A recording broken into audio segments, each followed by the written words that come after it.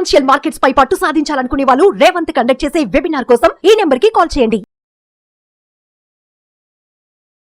Welcome to Vishnu talks. నేను మీ విష్ణు. ప్రస్తుతం నాతో పాటు క్వాలిఫైడ్ పర్సనల్ ఫినాన్స్ ప్రొఫెషనల్ చారీ గారు ఉన్నారు. వారితో మాట్లాడదాం.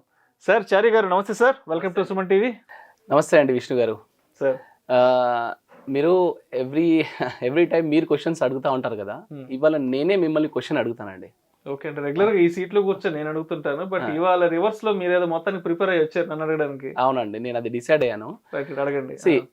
ఇప్పుడు ధర్మరాజు గొప్పవాడా, అర్జునుడు గొప్పవాడా అంటే మీరేం చెప్తారు? ఇద్దరు గొప్ప వాళ్ళే. ఎవరి గొప్పతనం వాళ్ళకు ఉంది, ఎవరి యూనిక్నెస్ వాళ్ళకు ఉంది. కాబట్టి ఒకరు ఎక్కువ ఒక తక్కువ అని చెప్పడానికి అయితే లేదు ఇక్కడ. అవునండి, 100% కరెక్ట్. అయితే ఇన్వెస్ట్మెంట్ సంబంధించి మీరు ఒక ఇన్వెస్టర్ లాగా బిహేవ్ చేయాలనుకుంటే మీరు ధర్మరాజు లాగా బిహేవ్ చేస్తారా ఇన్వెస్ట్మెంట్ కి సంబంధించి, లేదా అర్జునుడు లాగా బిహేవ్ చేయడం బెటర్ అంటారా? అంటే ఇన్వెస్ట్మెంట్ కి సంబంధించి ఎలా ఉండాలనేది నిజంగా నాకైతే ఐడియా లేదు. ఒకసారి మీరు చెప్తే డెఫినెట్ గా నేను అది తీసుకుంటాను మీ వైపు నుంచి ఇన్పుట్స్. ఎస్ అండి, రైట్. అంటే అదే మీరు అన్నట్టు ఎవరి గొప్పతనం వాళ్ళకు ఉంది. బట్ యాజ్ ఏ ఇన్వెస్టర్ లాగా ఉన్నప్పుడు మీరు కొన్నిసార్లు ధర్మరాజు లాగా బిహేవ్ చేయాలండి, కొన్నిసార్లు అర్జునుడి లాగా బిహేవ్ చేయాలి. ఏ సిచ్యువేషన్ లో ధర్మరాజు లాగా బిహేవ్ చేయాలి? ఫర్ ఎగ్జాంపుల్, మనకి బిఫోర్ యుద్ధం వాళ్ళు ఎప్పుడైతే గేమ్ స్టార్ట్ చేస్తారో, పాచికల గేమ్ స్టార్ట్ చేస్తారో, వాళ్ళకి యాక్చువల్గా కౌరవుల సైడు ఒక ఎక్స్పర్ట్ని తీసుకొచ్చి వాళ్ళు కూర్చోబెట్టారు. Okay, that is Shakuni. Okay, but Dharmaraju ఏం చేశారు? యాక్చువల్గా వీళ్ళ సైడ్ ఉన్న ఎక్స్పర్ట్ కృష్ణుడు. అంటే కృష్ణుణ్ణి ఆడమని పిలవడమే కాదు, కనీసం అక్కడ నువ్వు ఉండొద్దు అని చెప్పాడు, స్ట్రిక్ట్గా చెప్పాడు.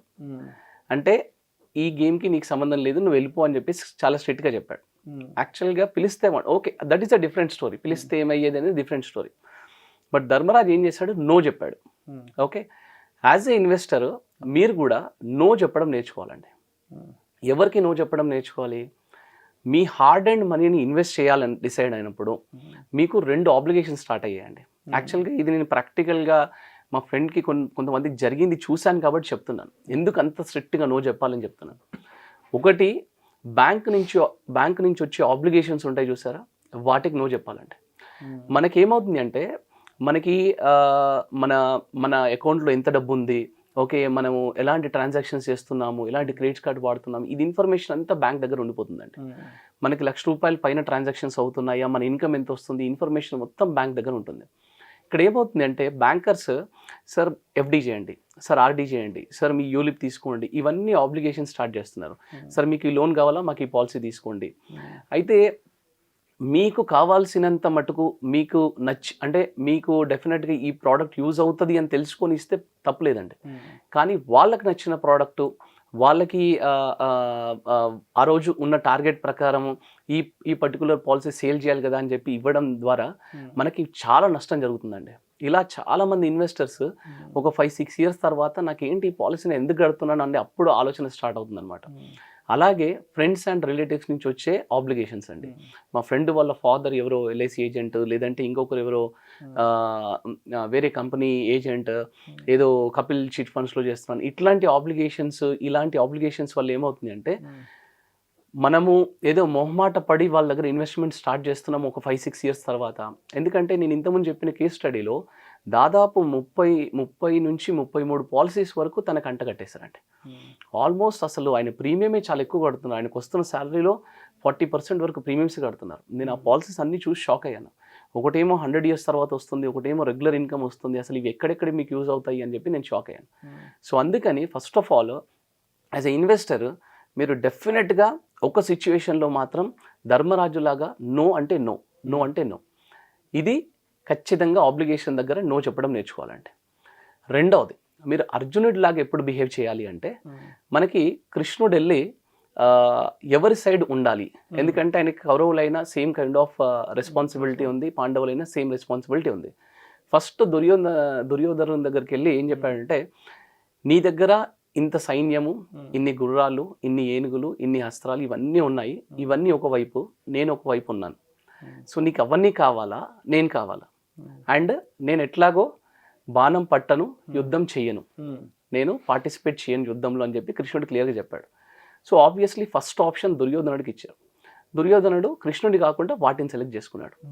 వెంటనే అర్జునుడు నాకు అవన్నీ వద్దు, నువ్వు ఒక్కడు ఉంటే చాలని చెప్పేసి కృష్ణుడిని సెలెక్ట్ చేసుకున్నాడు. అంటే అర్జునుడు లాగా ఎందుకు బిహేవ్ చేయాలి అంటే మీరు రైట్ అడ్వైజర్ని సెలెక్ట్ చేసుకోవడం అనేది చాలా ఇంపార్టెంట్ అండి. ఓకే, ఇక్కడ ఫైనాన్షియల్ ప్లానింగ్కి సంబంధించి, మీ ఇన్వెస్ట్మెంట్కి సంబంధించి, మీ ప్లానింగ్కి సంబంధించి అడ్వైజర్ ఏం చేస్తాడు అంటే అక్కడ ఎగ్జాక్ట్గా కృష్ణుడు ఏం చేస్తాడు, ఇక్కడ అడ్వైజర్ కూడా అదే చేస్తాడు. ఓకే, అంటే ఒక సిచ్యువేషన్ వస్తుందండి. ఆ సిచ్యువేషన్లో ఏంటంటే అర్జునుడు పైన ఉన్న చాప కన్నును కొట్టాలి యాక్చువల్గా బాణంతో. ఓకే, కృష్ణుడు ఏం చేస్తాడంటే కింద ఉన్న నీళ్ళల్లో దాని ప్రతిబింబం కనిపిస్తుంది, దాన్ని చూస్తూ నువ్వు కొట్టమని చెప్తాడు. సో అర్జునుడు ఏమంటాడంటే చూసేది నేనే, కొట్టేది నేనే, అన్ని నేను చేస్తున్నాను, మరి నువ్వేం చేస్తావు అని అడుగుతాడు. అంటే ఈ కదులుతున్న నీళ్ళు ఉన్నాయి కదా, నువ్వు చూడగలుగుతావు, కొట్టగలుగుతావు, ఇక్కడ చూడగలుగుతావు, అన్ని చేయగలుగుతావు, కానీ కదులుతున్న నీళ్ళని కదలకుండా ఆపడం నేను చేస్తాను. అంటే నువ్వు ఏదైతే చేస్తావో నువ్వు చెయ్యి, కానీ నువ్వు చెయ్యలేని నేను చేస్తానని చెప్తాడు అనమాట. అంటే ఇది ఒక ఎగ్జాంపుల్ లాగా చెప్పాను మీకు అర్థం అవ్వడానికి.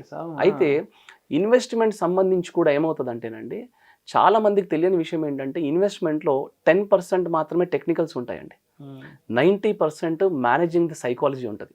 ఓకే, ఎవ్రీ 2-3 మంత్స్కి ఒకసారి investor mind greedy and fear మధ్యలో, ఎమోషన్స్ మధ్యలో పరిగెడతా ఉంటుంది అనమాట. సో అక్కడ కృష్ణుడు అర్జునుడికి ఎట్లాగైతే ఎమోషన్స్ కంట్రోల్ చేశాడో, ఎందుకంటే అర్జునుడు ఫైట్ చేయాల్సింది ఎవరితో, తన గురువుతో, అట్లాగే తనకు విద్య చెప్పిన గురువుతో, అట్లాగే తను పెంచిన వాళ్ళతో యుద్ధం చేయాలి.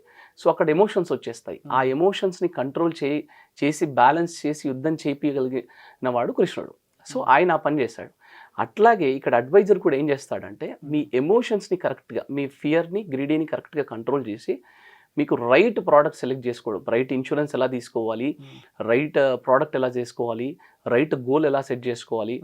ఓకే, ఇప్పుడు ఒక ఫ్రెండ్ ఉన్నాడండి, యాక్చువల్గా తను కంప్లీట్గా ఇక్కడ డబ్బులన్నీ లాస్ అయ్యాడు.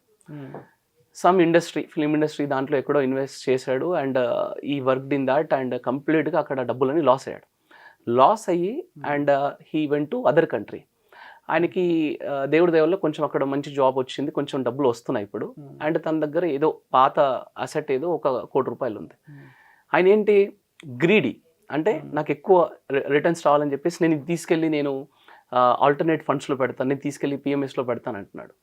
సో యాక్చువల్గా చూడండి, జనరల్గా అలాంటి ప్రోడక్ట్స్ ఎప్పుడు సెలెక్ట్ చేసుకోవాలి. సో నీకు ఫైనాన్షియల్ ఫ్రీడమ్ వచ్చిన తర్వాత ఎక్సెస్ మనీ ఉంటే సెలెక్ట్ చేసుకోవాలి.